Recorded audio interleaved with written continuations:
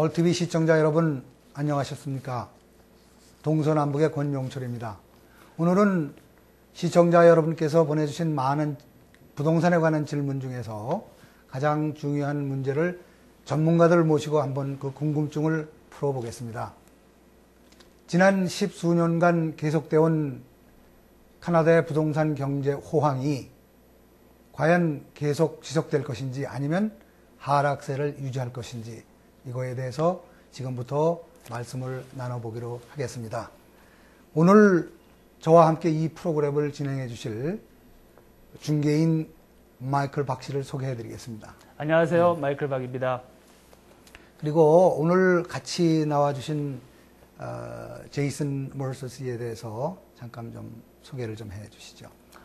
Thanks for coming to our show, Mr. Mercer. Very welcome. Okay, and just gonna introduce about the CMHC a little bit. Okay, CMHC는요, 그 캐나다 모기지 앤 하우싱 코퍼레이션의 그 준말로서 많은 분들이 알고 있는데, 그 1946년도에 캐나다 정부가 그 2차 대전이 끝난 후에 캐나다의 주택 문제, 그 주택량이 많이 부족했기 때문에 그걸 해소하기 위해서 이제 설립된 기관입니다. 그래서 사실 캐나다 정부에 속해 있는 크라운 코퍼레이션, 국영기업체가 되겠습니다. 그래서 60년 이상 동안 그동안 많은 성장을 해가지고 지금은 그 캐나다 정부가 어떤 부동산이나 주택 정책을 설립하는 데 필요한 모든 연구나 조사를 하는 기관으로서 또 중요한 역할을 하고 있고, 또한 우리가 흔히 알고 있는 20% 미만의 다운페이를 했을 경우에 소위 그 고비율 모기지를 얻었을 때 은행을 상대로 그 인슈런스를 주는 그런 또 역할을 하고 있죠. 또 그뿐 아니라 어떤 그 모기지를 담보로 해서 채권도 다루고 있습니다. 그래서 여러 가지 그런 그 일들을 하고 있는데, 우선 그 제가 그 이 제이슨 벌서 씨한테 제이슨 벌서 씨가 아까 소개해드린 대로 특히 그 어떤 정책이나 어떤 모든 앞으로의 동향 그리고 현황을 분석 연구하는 그런 그 전문가시죠. 그래서 이분한테 그 CMHC가 과연 이 캐나다에 얼마나 그 사람들의 그 소비자들한테 얼마나 영향을 미치고 그런 것에 대해서 다시 한번 또 물어보도록 하겠습니다. Jason, would you just explain to our audience what the CMHC is about and the history of it briefly? Would you please comment a little bit on what the CMHC does to the general public and how the general public perceives you? Right, well, CMHC, the Canada Mortgage and Housing Corporation, is Canada's national housing agency. So certainly one of our mandates is to get unbiased information to all members of the public on the housing market, and that helps them make informed decisions on whether or not to, say, purchase a home at a given period of time. So from my perspective, I manage the group that covers the Greater Toronto area. So we produce forecasts on the housing market on a quarterly basis, and we release these to the public, and it helps them make these decisions. Beyond that, certainly your viewers should visit our website, www.cmhc.ca. They can gain access to a lot of this information that we're going to talk about today, but also some tools like First-Time Buyer's Guide, Condominium Buyer's Guide that help them sort of work through the buying process, understand what costs are involved, help them come to a conclusion about what type of home is right for them. Okay, great. Thank you. 그 옛말에 그 올라간 것은 반드시 내려온다는 말이 있습니다.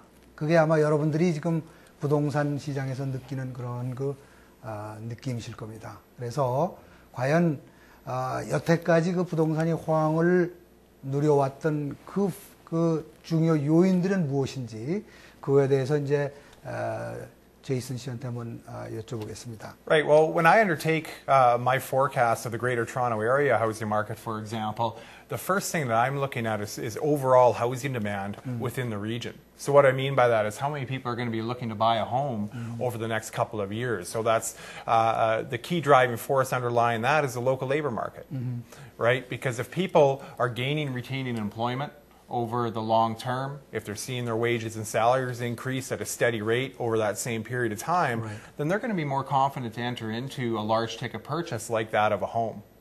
And then once we establish where we are in terms of the labor market, then we want to drill down a little bit because, of course, the other component that's key to drive people towards the home ownership market in a given area, well, that's borrowing costs. So if people can take advantage of low mortgage rates like we've seen over the past few years, certainly since 2001, 2002, then that added with quality labor market conditions is going to see a lot of people looking towards home ownership. And that's certainly what we've seen through the end of last year when we saw a record level of demand. 다음 질문은요. 그 지금 지혜선 씨가 말씀하신 대로 몇 가지 그 요소를 말씀드렸는데 그 중에서 제가 좀 여쭤볼게. 그 많은 분들이 이민 오신 지 오래되신 분들을 많이 기억하고 계신데 1990년대에 굉장히 부동산 경기가 나빠가지고 많은 분들이 재정적으로 큰 손해를 봤습니다. 그렇죠. 그때 그 1990년대 초에와 지금 비교했을 때 과연 그 노동시장 그러니까 직업 창출률이 차이가 어떤 차이가 있는지 그게 중요한 요소니까요. 그렇죠. 그거에 대해서 하나 여쭤보고 싶고요. 또 하나는 그때와 지금에 비해서 그 실직률이 얼마나 차이가 있는지, 그래서 어떤 영향을 미칠지를 한번 물어보겠습니다. Jason, another question I'm going to ask you is that if you remember when major real estate collapse, as you said, in early 1990s compared to now, these days, in terms of labor market, the job growth rate, I would say, and also the unemployment rate, what's the noticeable difference from then and now, and how do you think that's going to affect the market right now?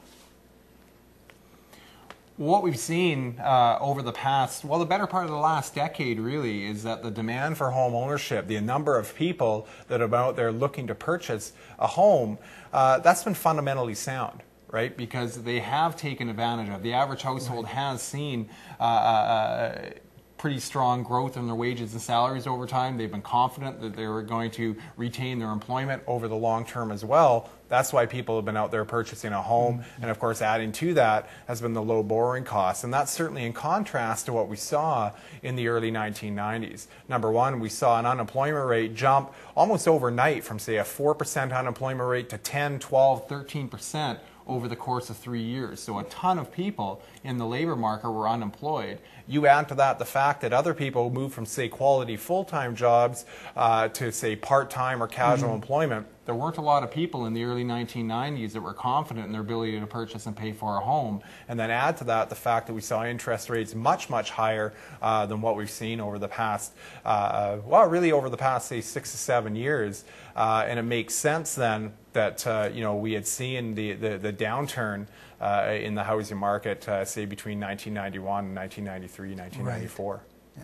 지금 제이슨 씨 말씀을 들어보면은 그때와 지금은 일단 그 이자율도 큰 차이가 나지만 그 고용률에서 또 더더군다나 풀타임 잡과 파트타임 잡의 그 비율이 큰 차이가 났고, 따라서 지금은 굉장히 정상적으로 그때와 비교할 수 없을 만큼 좋은 고용률이 이 부동산 시장에 그 긍정적인 영향을 미친다 이렇게 좀 말씀하시는 것 같은데, 그렇다면 제가 또 하나 여쭤보고 싶은 거는 그 부동산 시장에 영향을 미치는 것이 요즘 들어서는 모기지 이자율보다 또 그리고 또 특히 그 집을 모기지자율이 이제 직접적으로 내가 주택을 보유하는 데 들어가는 유지비에 관련이 되는데 그것보다도 오히려 이 고용률에 대해서 특히 그리고 어느 정도 그 퀄리티 그러니까 질이 좋은 고봉급자가 많은 고용률이 있느냐 없느냐에 따라서 더 이슈가 되는 것 같습니다. 그래서 거기에 대해서 좀 물어보도록 하겠습니다. You know, I always tell people we're pretty lucky living in the Greater Toronto Area because we're the most diverse metropolitan economy in Canada. And what I mean by that is we create a lot of job opportunities across a lot of different industry sectors. So we cater to a lot of different walks of life, a lot of different skill sets.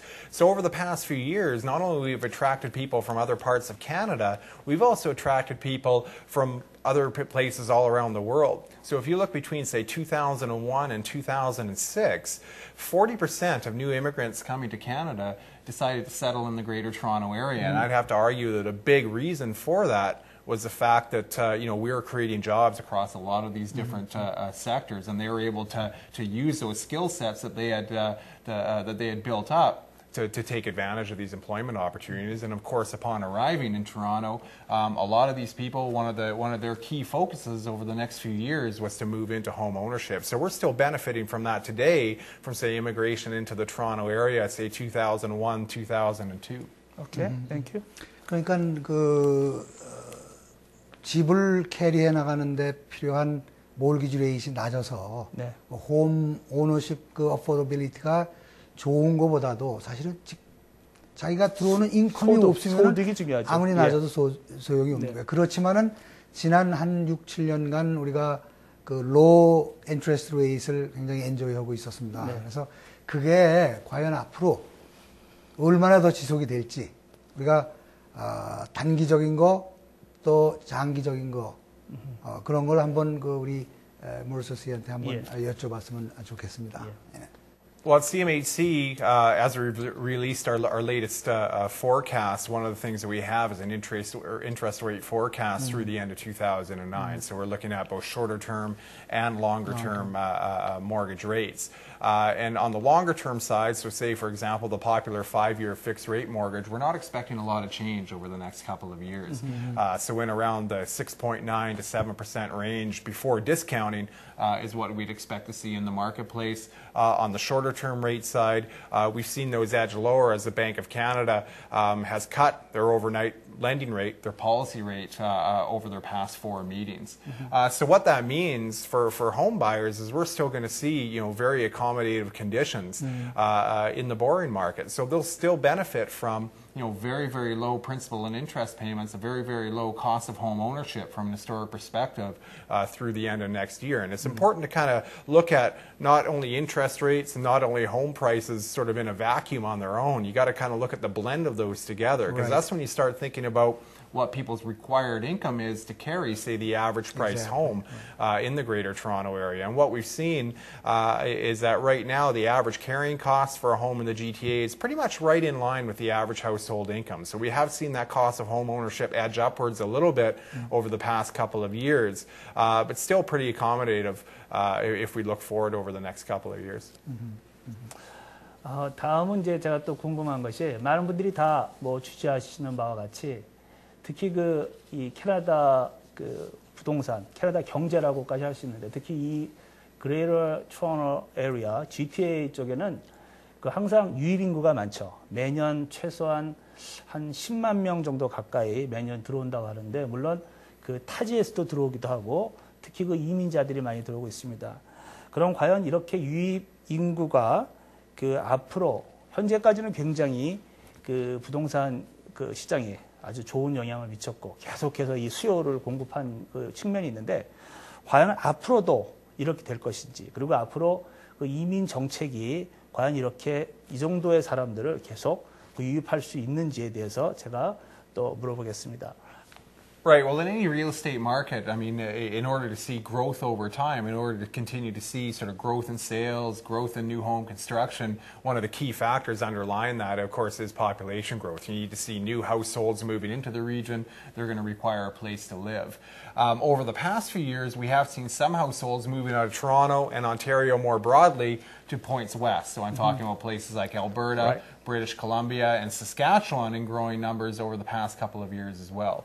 We're expecting that to kind of trail off a little bit over the next couple of years. We won't see as much outflow of households from Ontario, from the GTA to points west. But where Toronto is concerned, we've been more than offsetting that movement westward of some households with the strong immigration into Canada. About 40% of those immigrants coming to the Toronto area on an annual basis over the past 5 to 6 years. And so, of course, those people, again, are attracted by quality labor market opportunities. They're seeing a lot of jobs. Or they're able to take advantage of a lot of different jobs across a number of different sectors. And so they've moved into the Toronto area, they've required a place to live, and a lot of these people, over a relatively short period of time, have decided to purchase a home in some area in the GTA.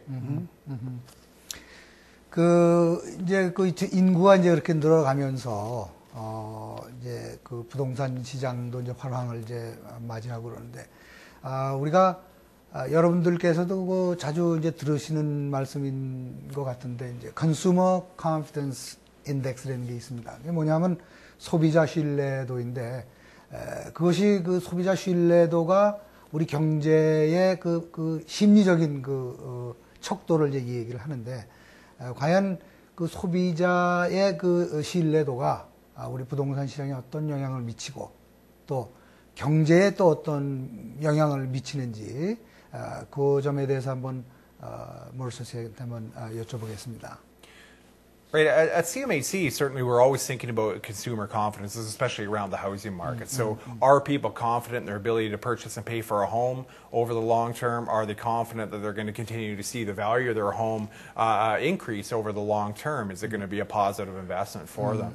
There's a lot of different measurements out there of consumer confidence. I like to distill it down and look at it from a pretty simple perspective, but I think it's a very appropriate perspective as well. And again, relates to the labor market.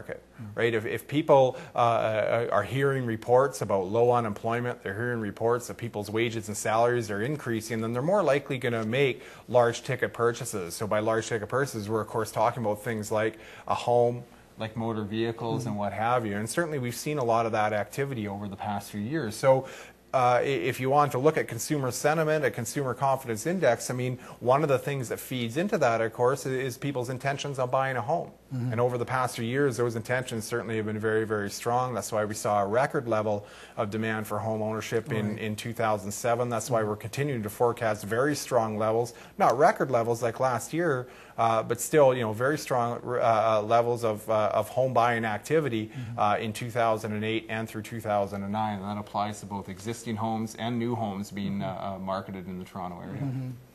그래서 이제 그 소비자 그 신뢰도가 결국은 전반적인 그 경제의 척도가 이제 되는 거고, 그것이 높음으로써 이제 전반적인 그 경제에 미치는 영향이 이제 지대한 거고.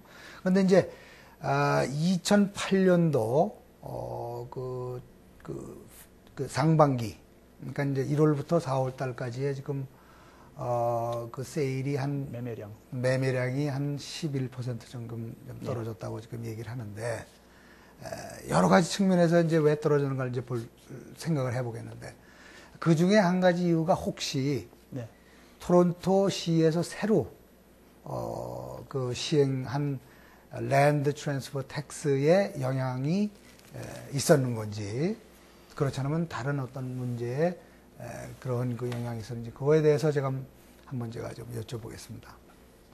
I think it's a little bit too early to tell the exact impact of the land transfer tax in the Toronto area. I mean, certainly we have seen a decline in sales through the first 4 months of 2008 compared to what we saw during the same period last year. But other things have changed as well. For example, we have seen an increase in the cost of home ownership. We're still seeing the required income to carry the average price home remain manageable and compared to average income, but that gap certainly has narrowed over the past year or so. So I'd argue, number one, that has caused some households to take a step back. They may be waiting to save some more money, see their incomes increase, and then over the next couple of years, then move into the home ownership market. So some of these people may be spread out over a longer period of time. Number two, last year we saw a lot of first-time buyers in the marketplace. We saw a real resurgence, in fact, in first-time buying activity. Young people taking advantage of quality, full-time jobs.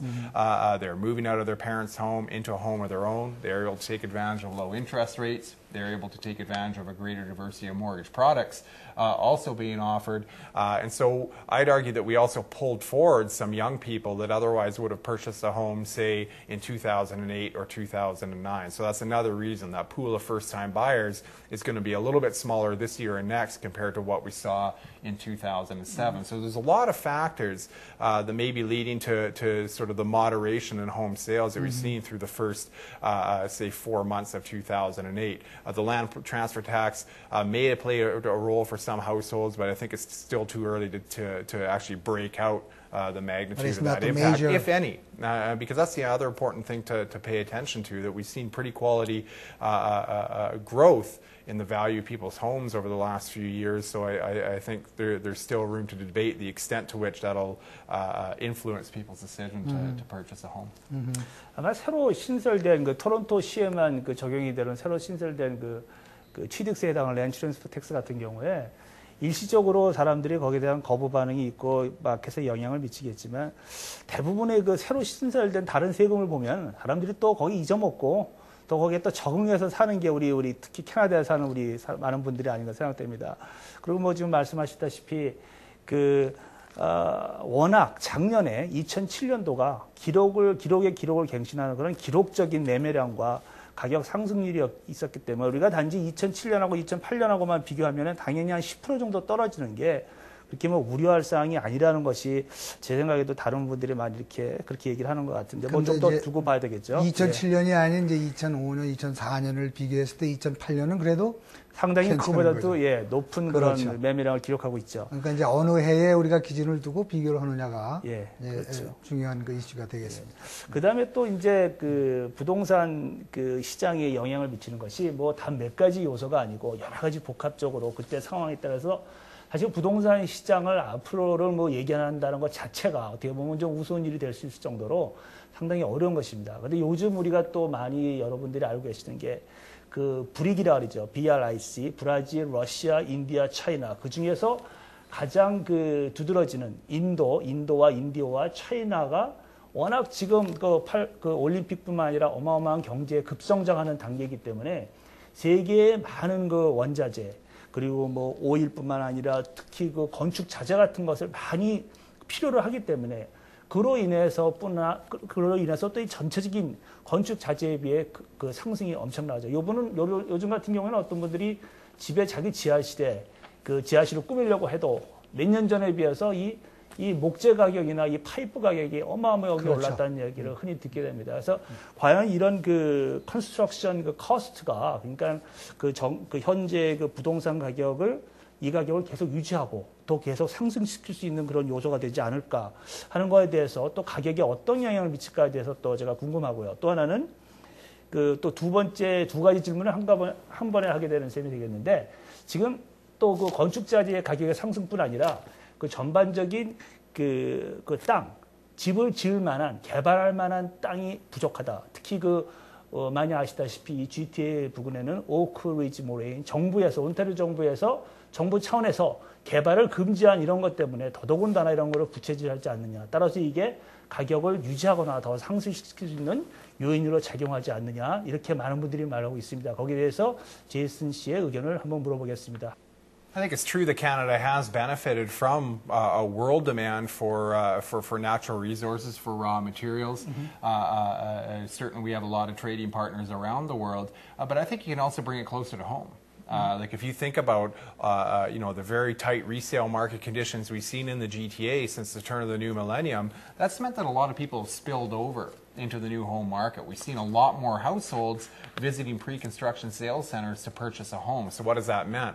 Well, as we've seen more and more people purchase homes off of plans, well, of course, those purchases have converted into new home starts. So to start construction, to complete a home, you're going to need those raw materials. You're going to need wood, you're going to need cement and what have you to build that home. You're going to need labor to put it all together. Sure. And of course, you need land to build it on. So as we've seen record and near record levels of demand for different types of new housing, then of course the cost of those materials has gone up. And builders, of course, they're building homes to make a profit, to remain a viable enterprise, and so they're going to pass at least some of these increased costs onto consumers in the form of higher prices. Over the past few years, and we've already talked about it quite a bit, is that the average required income to purchase a home in the GTA has remained in line with average household income. So people have been able to keep up with these price increases. But one thing we have seen is a shift in the type of home that people have been buying. So, for example, the average price of a single detached home in the GTA today is in excess of $500,000. Yep.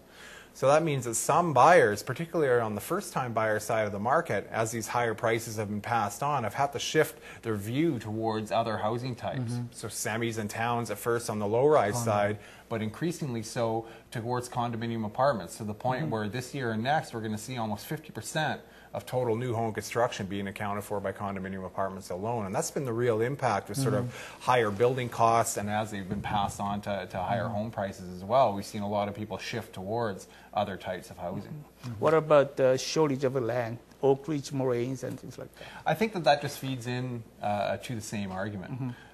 Again, it's tough to break out the exact impact of, say, the new Greenbelt plan, because at the same time as building was restricted in some areas surrounding the GTA, at the same time we had a lot of demand for new homes. So people were looking to buy, and of course that forced up the price of land on its own. So while we've been in sort of the upward or the expansion phase of this housing market cycle, it's difficult to sort of break out individual factors that may have led to the increase in land costs and more broadly construction costs. 그러면 이제 보면은 우리가 요즘 이제 경험하고 있는 것이 이제 콘도 세일즈 오피스에서 줄들을 쓰고 있는데 이제 이 머서스 얘기를 들어보면은 조금은 좀 이해가 가지 않습니까? 왜 네, 그렇죠. 예. 콘도 디맨드가 많아지기 때문에 워낙 다른 집값이 올라서 그렇죠. 예. 이제 그런 저걸 알 수 있겠습니다. 근데 이제 여러분도 이제 피부로 느끼시고 또 이 미디어에서도 이제 많은 그런 얘기를 들으셨겠지만은 미국에 이제 리세션이 오고 있다는 거 아닙니까? 그래서 네. 뭐 윈저에 있는 이제 어로메이커 팩토리가 이제 뭐 몇천 명을 또 레이오프를 시키고 이제 뭐 그런다는 얘기가 들었는데 그러면 이제 과연 미국에 지금 시작되고 있는 그 리세션이 우리 카나다의 경제나 그렇지 않으면은 부동산 시장에 어떤 영향을 미칠까? 우리 머서스 씨한테 한번 그걸 여쭤보겠습니다. 제이슨. Right. Well, all of the factors that you mentioned certainly have had an impact on the Canadian economy, and even more so the Ontario economy, because we're certainly going to be a province that experiences below average growth in the country compared to some of the provinces we've already talked about in the West. And certainly the high value Canadian dollar vis-a-vis the U.S., when you're looking at those sectors that are related to export, we've seen a bit of a slowdown. But again, we're lucky in the Greater Toronto Area because we're not just focused, say, on goods production. We're not just focused, let's say, on the production of goods and services for export to the United States. So there's a lot of households out there. The great majority of households in the GTA are pointed towards high value-added service sector employment. And it's these sectors that have continued to see very strong job growth. And as a result, we've seen the unemployment rate remain very low. And the other thing I think that's important to point out is that when we hear a lot about the economic activity that's taking place in, say, Alberta or British Columbia, some of that activity takes place to the benefit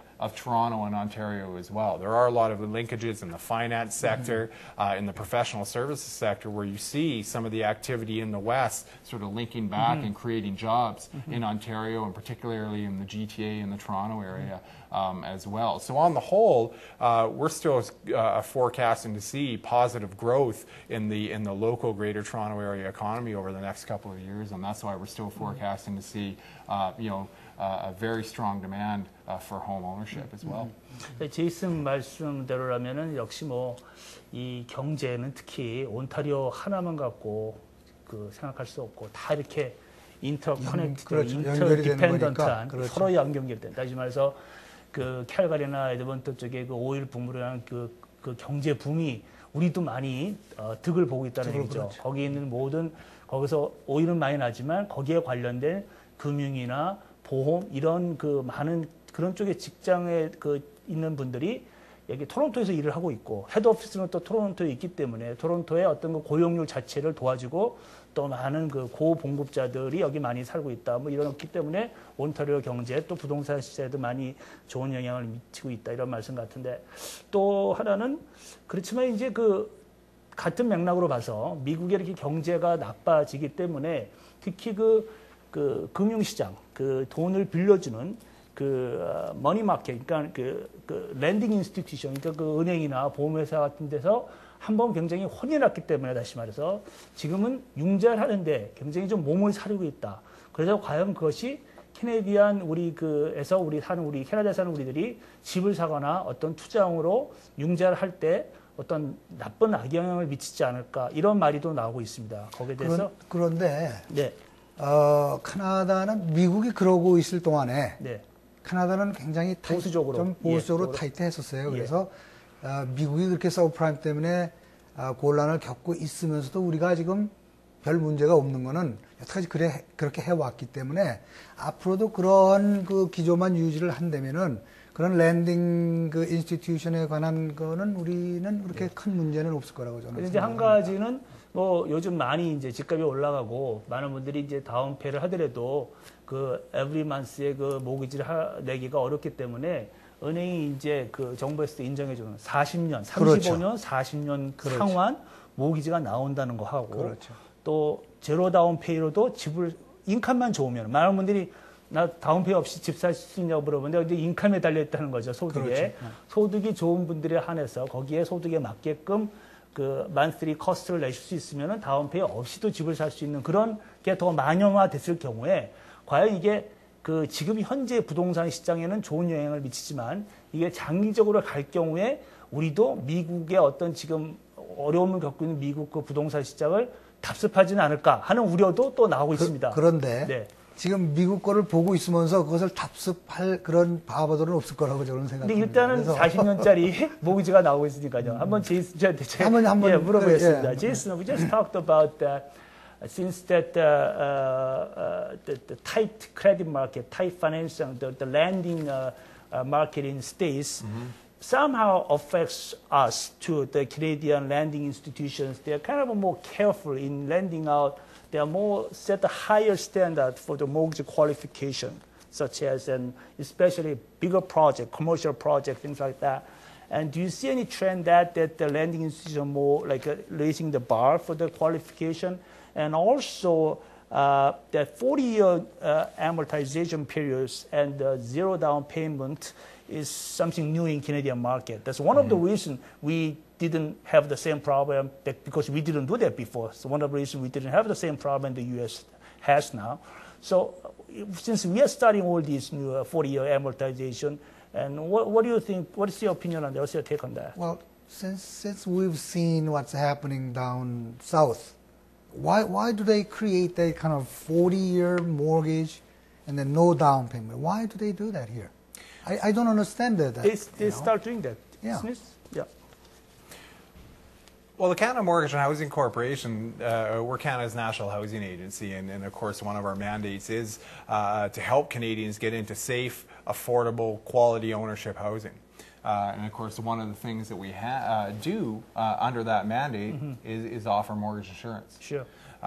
So what we've seen over the past few years is that the flexibility in the mortgage market has increased. And that's really what we're talking about when we're seeing, say, a longer-term amortization product come online. It gives people, in the short run at least, a little bit more flexibility. You see their down payment is a little bit lower than what it would be, say, under a 25-year amortization period. It gives them a little bit of flexibility in their monthly finances. But I think what's very interesting is that in Canada, we have a much more conservative lending environment. Right. So we survey consumers on a year-over-year basis, and we're asking them, what they're doing in terms of the mortgages that they've taken on, and we found that the great majority of Canadians are looking to pay off their mortgage as soon as possible.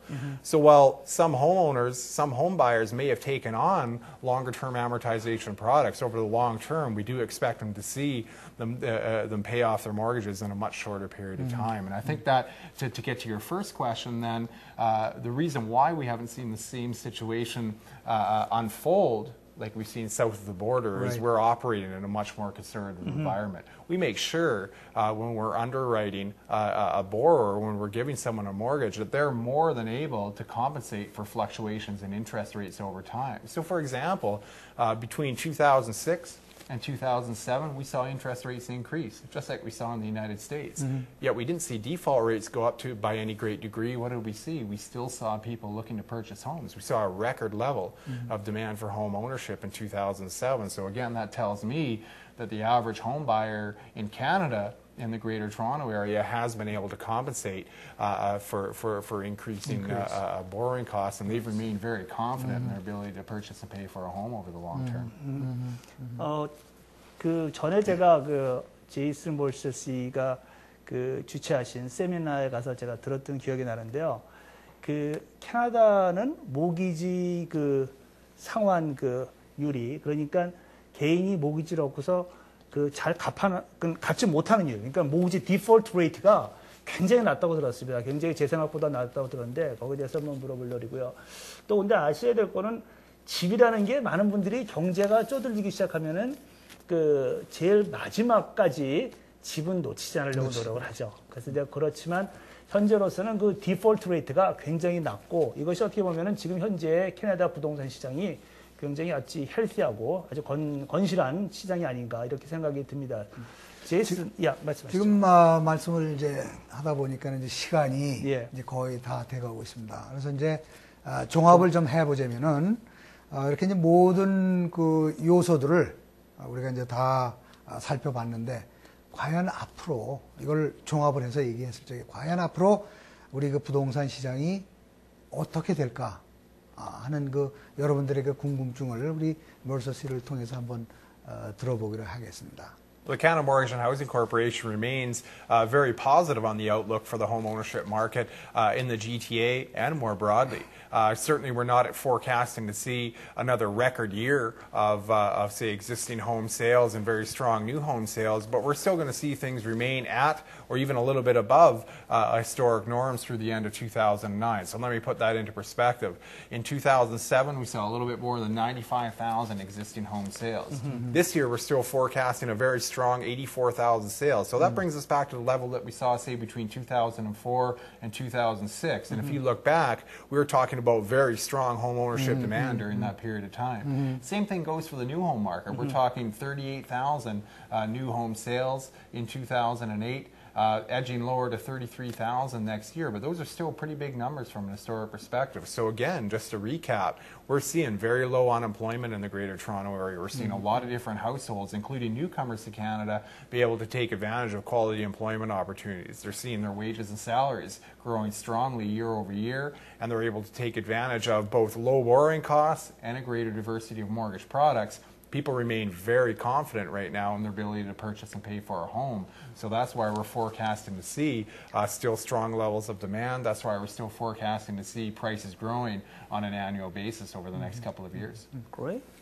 그 머설씨 얘기를 이제 들어보면은 지금 2007년도를 비교했을 때 2008년이 조금 슬로우한 거지.